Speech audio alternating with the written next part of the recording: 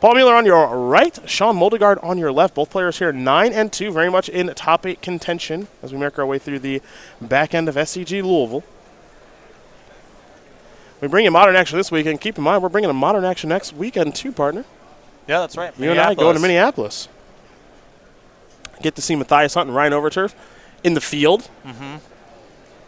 Unless Matthias does one of his disappearing acts again.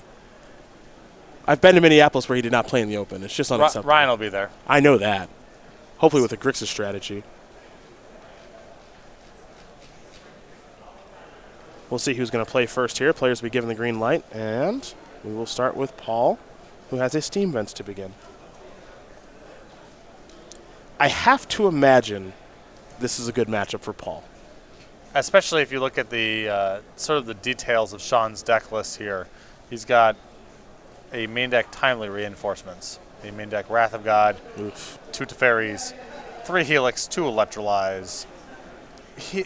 Sean is gunning for creatures this weekend. Mm-hmm. Not surprising to see him at 9-2 because a lot of the best decks right now in the field, the most popular ones, are a bunch of creatures, and a lot of the decks that people are using to metagame against them, like Elves, also full of creatures.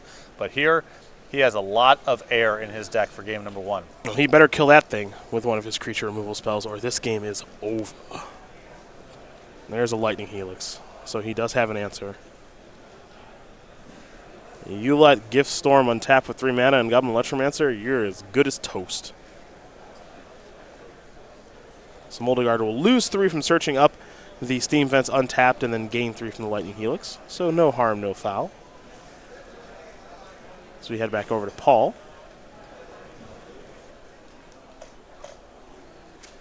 Paul will play an Opt. He's got to stop him now. Stop. Yep. We got to stop him because that's a... Yep, he just resolved a slight... He just tried to resolve a sleight in hand. He resolved it like it was a sleight in hand, and he actually opted, so... Yes. Yeah, he looked at 2 cards, so this will be an issue here.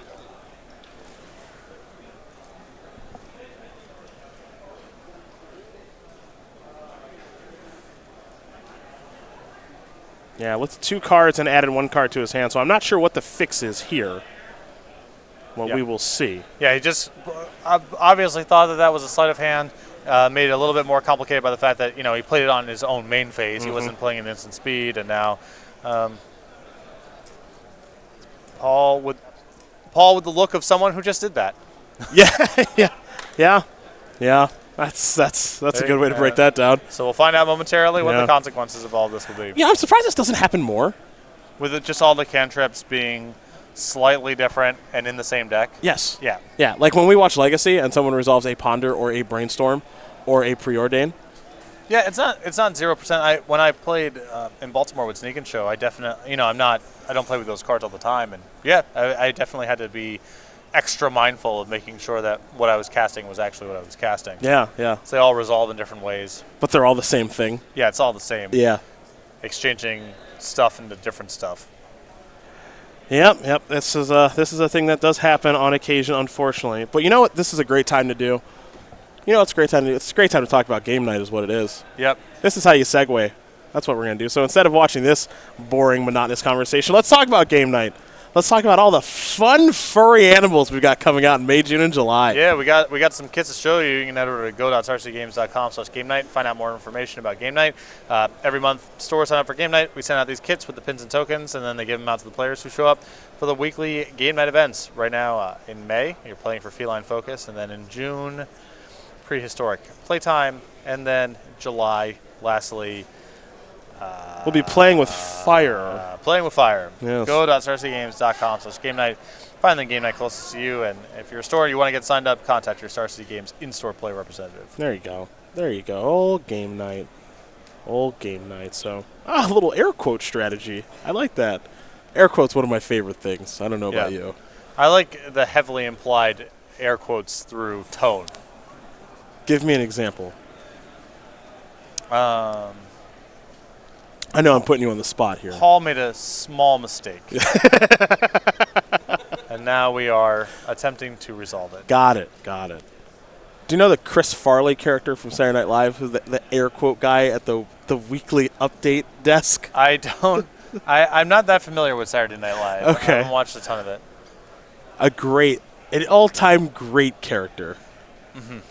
Done by Chris Farley. Chris Farley had a lot of great characters in Saturday Night Live, truth be told. I'm a Chris Farley guy. Okay. I am. Tommy Boy is one of the best movies of our generation. I stand by that. So does our director, apparently.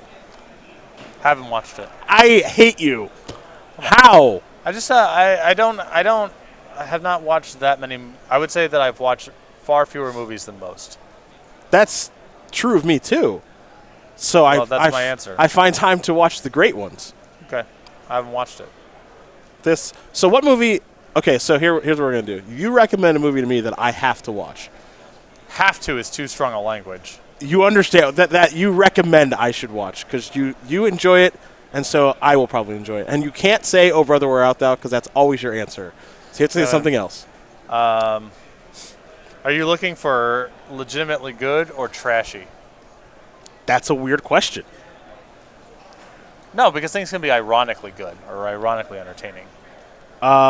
I guess literally good. All right, let me think about it some. Something I'm gonna come home from work after a long day later this week. I'm gonna throw it on for however the length of time it is, and then message you afterward and say thanks for the recommendation, man. That was great. That is what I want. Have you seen Rushmore? Is that Matthew Broderick? I don't think so. Bill Murray. No. Wes Anderson film. I would No. give that. Is that comedy? Serious? What is it? Dry comedy. It's the type of thing that I would find funny, I guess.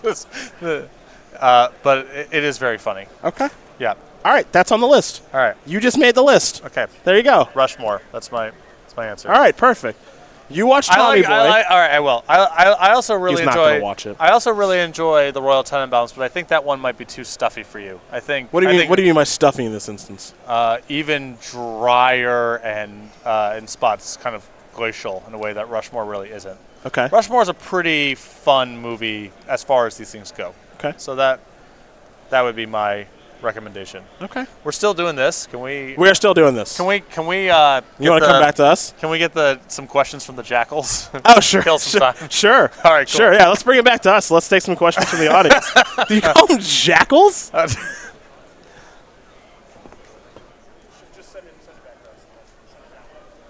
right. Yeah. We'll take some questions from the. I like to call them the commentariat. Yeah. Well, actually, you like to call them the commentariat. I don't want to call them jackals.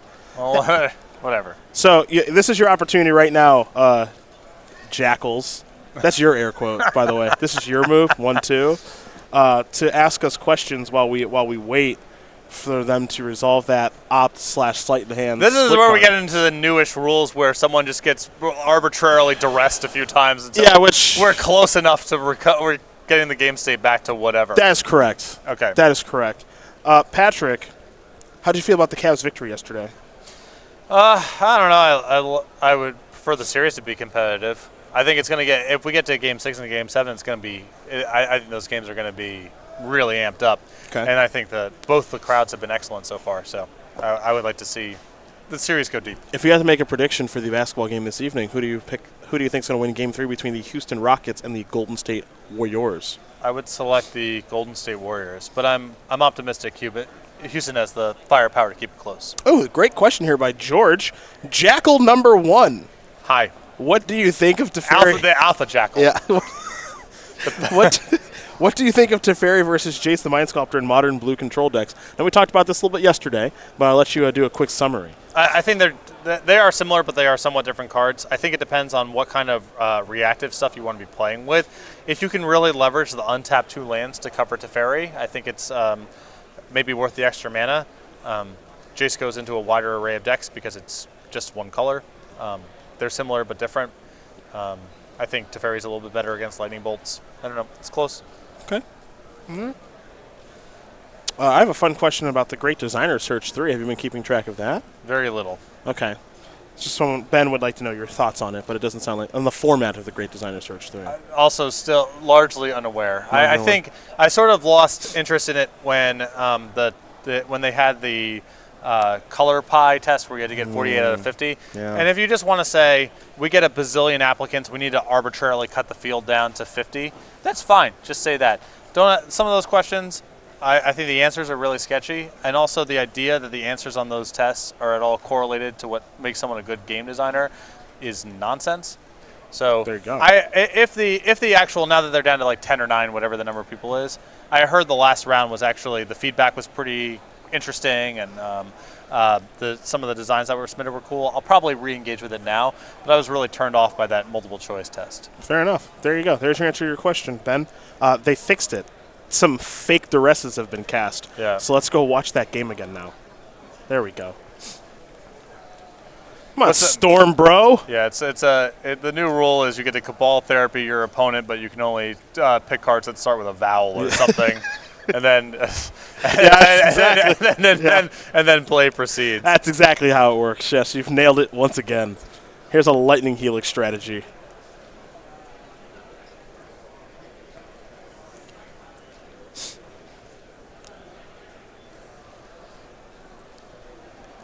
See how this goes.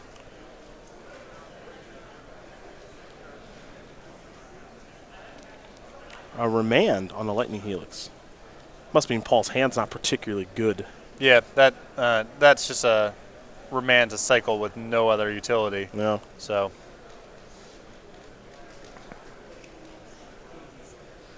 Might mean he's at risk of missing a critical land drop, because you could still just wait, even if you wanted to cycle. So there has to be something kind of immediately compelling him to want to do that. Shivan Reef is land number 4 here for Paul. He'll pass the turn back over to Sean, who will now fire off an Electrolyze. Window here for Muller to resolve the gifts, if he has it. It'd be a good time to do so.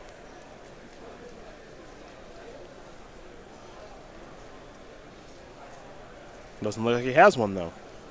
So we'll go back over to Sean. The one thing about Paul in this matchup is Sean's going to play an untapped Steam Vents to fall down to 18. Paul's got a lot of time to work with. Yes. So that's the nice thing, is he can kind of twiddle his thumbs a little bit, build up the perfect hand, and try to work through all of the permission that Sean may have put together. And it's not like Sean has all the permission in the world. Paul doesn't necessarily know that, but if he saw the deck list, he would have to feel pretty comfortable about the amount of time that he has available. Though Sean is starting to act like a little bit of a burn deck here, as a Lightning Bolt is going to bring Paul down to 11. Lightning Helix will be remanded yet again. And back over to Sean, who's picked up a copy of Serum Visions. He'll cast that, draw a card, scry 2. Put some pressure on Paul to move sooner rather than later, even if he's a long way from getting burned out, because the Colonnade on Mogelgaard side of the table here will allow him to close out the game if Muller falls down to 4. There's no interaction in Muller's deck for it, really, so. Hard for this deck to burn someone out from 20, but Sean doesn't need to do all that work.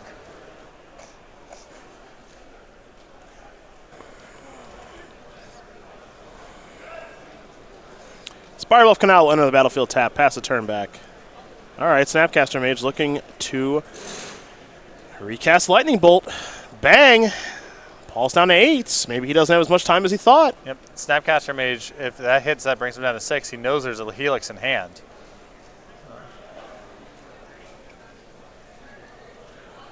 There it is, down to 6. Paul, you better do something, buddy. Yeah, Paul's got to go.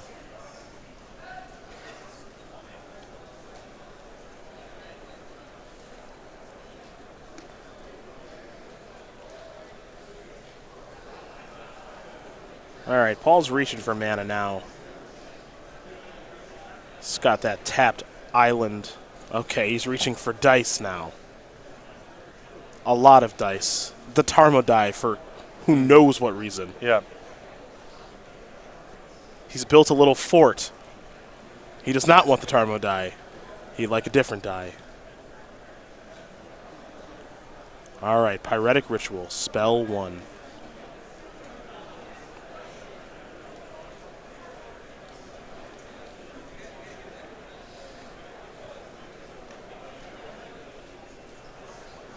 And Mogelgaard asking how many cards in hand, and Muller's hand I think is 7 or 8. Yeah. A lot to work with. Yep. Lightning Helix you.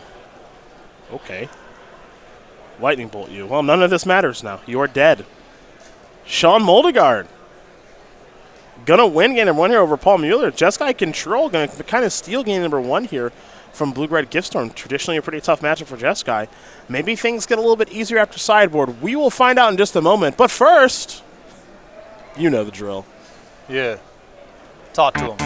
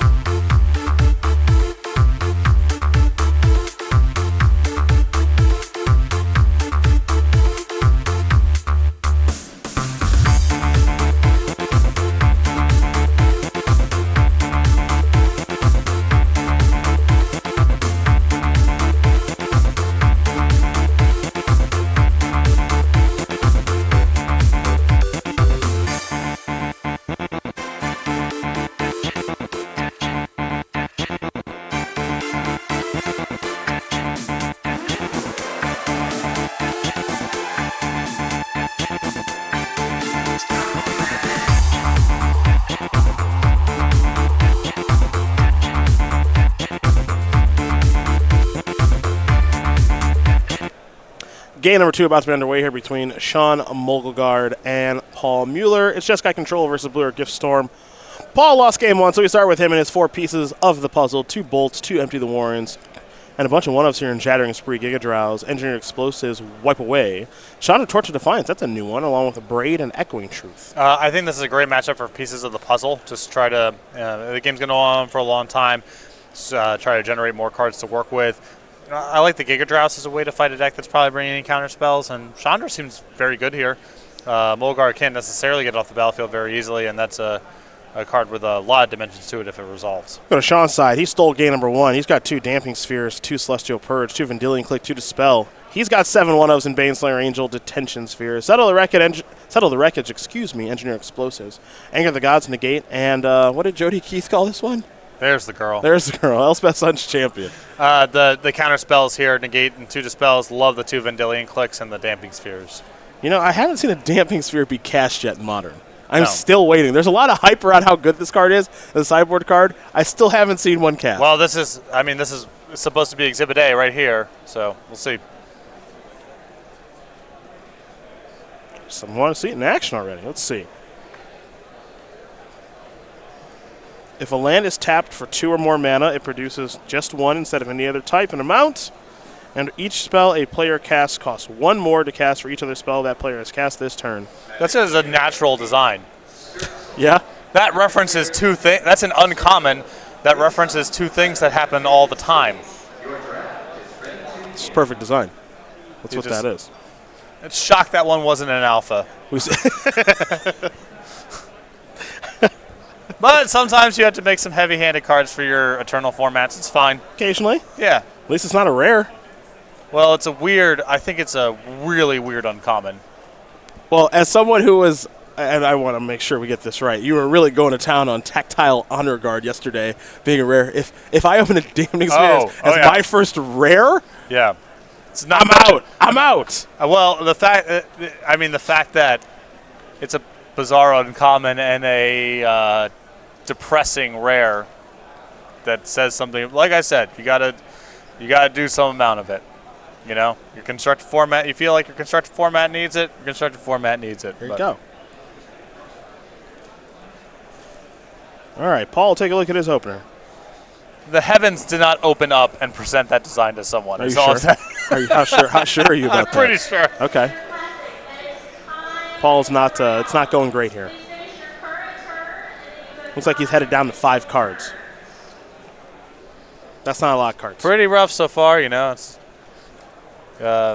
resolve the op wrong, get a judge call, come over, get bolted out from 20 against a deck with main deck timely reinforcements. Game 2, mull to 5. Great time to take a question from the Jackals. Mike Sorrentino would like to know, for Patrick, definitely not for me, what's the best music from the state of New Jersey? Historically or present? Historically, I imagine. Historically, Bruce Springsteen. Present, active bands, screaming females. Okay. That's my Look at answer. you fire off. The boss is from Jersey?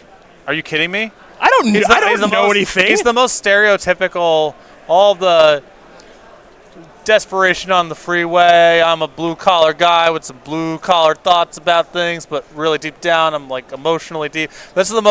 All that stuff is the most stereotypical New Jersey artist kind of stuff. Got it. See, I'm learning. I had no idea. Yeah. Paul will play a snow-covered island, pass the turn back over to Sean. Yeah, there's a reason that people from New Jersey are so emotional and passionate about Springsteen. Because he's one of ours, both that he's from there and, the nature of his work really resonates with the residents of the state. Do you fall into this camp as being emotional about Springsteen? Definitely. Okay. Then I won't. I don't know enough about Bruce Springsteen to bash on him. Plus, his music's probably good. Yep, some great albums. Probably good, yeah. Remember the Invitational in Las Vegas when I was kind of burned out and the Invitational ended and I got into my car and just sped back through the desert? I'll never forget it. Like tires peeling out, drove back to Los Angeles. Didn't even say bye, just left. The Nebraska album was on loop the whole drive back. Okay. This is most depressing work. Perfect. Yeah. Perfect. Steam Vent's untapped here for Sean. We'll head back over to Paul. Here's a Vendilion click in the draw step. Piece of the puzzle, repeal, Grape Shot, Empty the Warrens, and a Shivan Reef. The Empty the Warrens is going to be the swing card in this hand because depending on how Mogelgaard sideboarded, that Empty the Warrens is either deeply problematic or trivial to answer. Yes. If he's got some sweeper there, even if he has Secure the Waste, that might be enough to fight it given the texture of Muller's hand not being really that storm enabling. So we'll see how Mogelgaard sideboarded. Usually people leave themselves a little bit of cushion against Empty the Warrens. You leave in a Supreme Verdict or two to be able to fight it.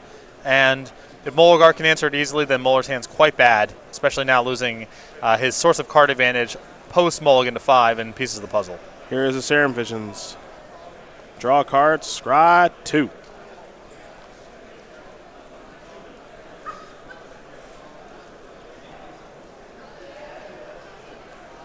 See where Paul wants to go with this scry. He's going to leave them both on top, apparently. Okay. Does he want a Grape Shot away this Vendilion click is my question. Uh-oh. What? If you get out the token and the mana counters, and all this is a Grape Shot for 2. Yeah. Hey, 2 spells. 2 spells cast. There we go. Yeah, this would be great if it's just Grape Shot for 3. You're up. Manamorphose. Okay.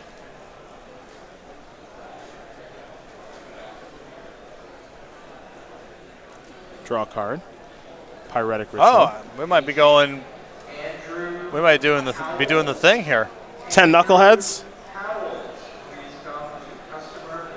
All right, well, Sean, we're going to find out if you got anything to beat this right now. Yep.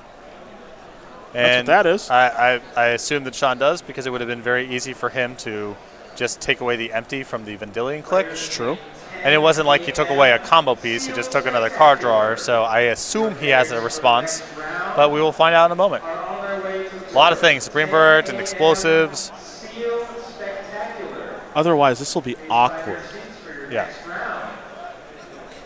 Okay, there I am, 10 of me. We're going to ride to victory or we're going to get destroyed?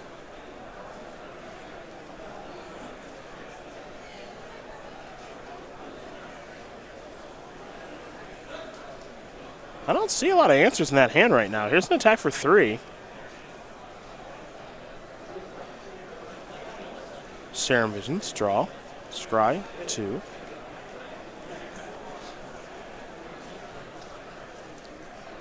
So the scry will be a lot of information because he's dead on board next turn. So if he's scrying to the top, it means he has a way out of this. All right. He left on top. Let's head back over to Paul, who will draw. Tenya, you're at 7.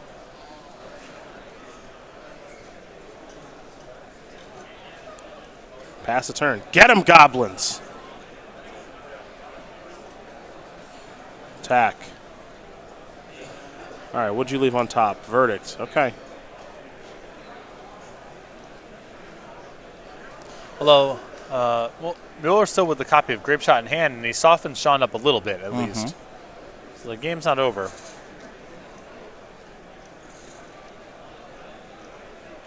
Be a sweet spot for Unsubstantiate. Just saying. Yo, yeah. He's going to repeal one of the tokens. Nice. Love it. All right. Creature's down. Paul going to tap and take a draw step. Got in a good hit for 10. Putting Sean in range of the old Grape Shot here.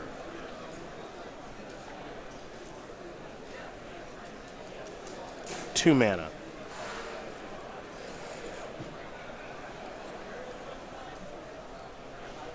Baral, Chief of Compliance. That'll resolve, and we'll go over to Sean, who will sacrifice his fetch land. This is not a trivial sacrifice, though. If he needs to get a tapped Ravnica duel, that's fine. But going from 7 to 6 when your opponent is still maybe able to Grape Shot you out without having to fully go off, that's a big price to pay. Every point matters right now. Yeah. That'd be a basic mountain off that Scalding Tarn. Bzz.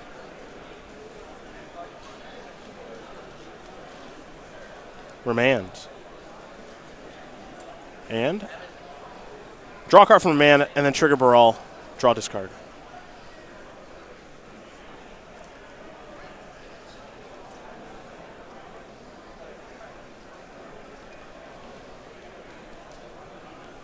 Baral, a little too good for Brawl, but plenty fine for Modern. Yeah. I did not play any Brawl, but my understanding was Brawl was problematic. Yeah, a little too good in that format. Yeah.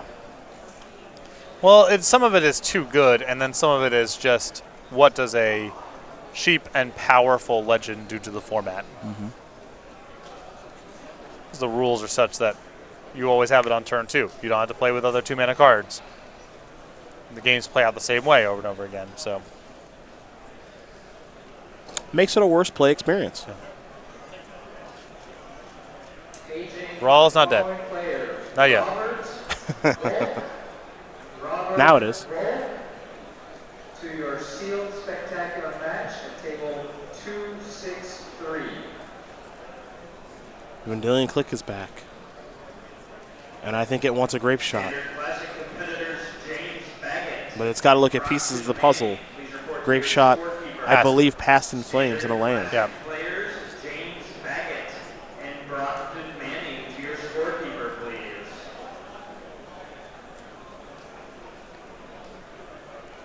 It's the same deal as before, where if you can afford to take pieces of the puzzle because the other pieces don't matter, great, do that. But Grape Shot and Pass in Flames are both pretty threatening cards. Mogelgaard's hand is looks like at least one logic knot in there. Be interested to see if you can not die to this grape shot and cover yourself from the leftovers the following turn. Then getting rid of pieces of the puzzle is really nice, because Muller probably has to have several good draw steps in a row to be able to cobble together the tools that he needs, and pieces of the puzzle is his best path of doing that. Well, there's a Shivan Reef.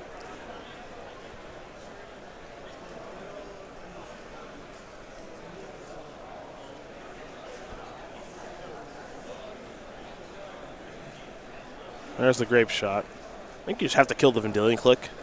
Yeah. It's too much pressure.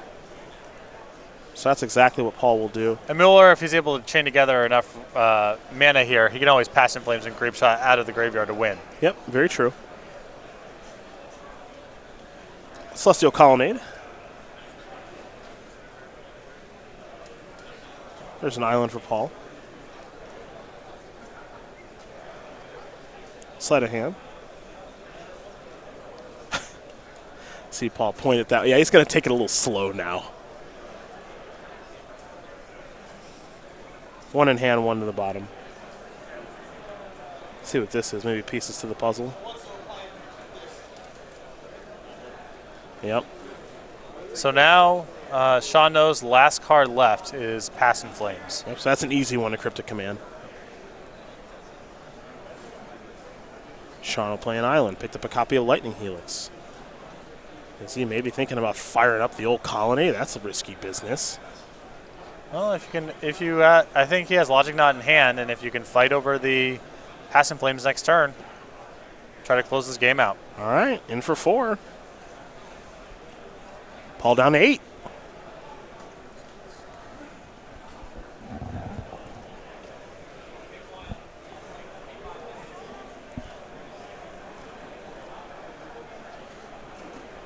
Gonna go for Pass in Flames now. And you spoke of the Logic Knot, and here it comes.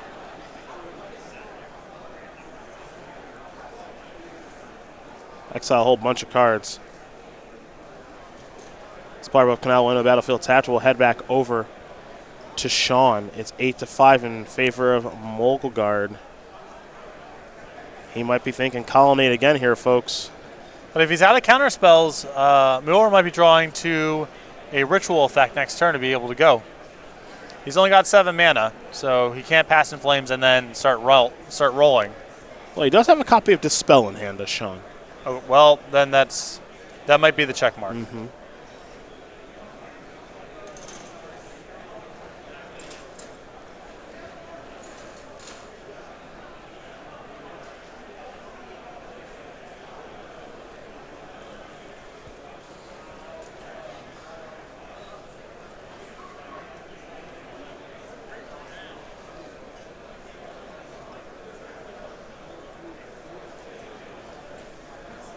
Colonnade's coming in. Vroom. Put him down to 4. With Dispel as the only piece of interaction. Paul will draw.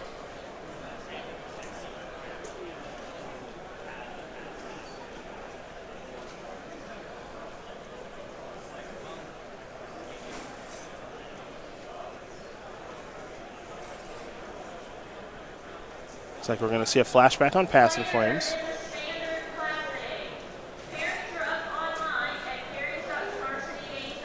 Uh-huh. And now you're going to cast a ritual. And I'm going to dispel that ritual. And you are going to die. Sean Mogelgaard going to win this match here over Paul Muller. 2-0. Jeskai controlling enough over Blue-Red Gift Storm to allow Sean to move up to 10-2 and knock Paul down to 9-3. Maybe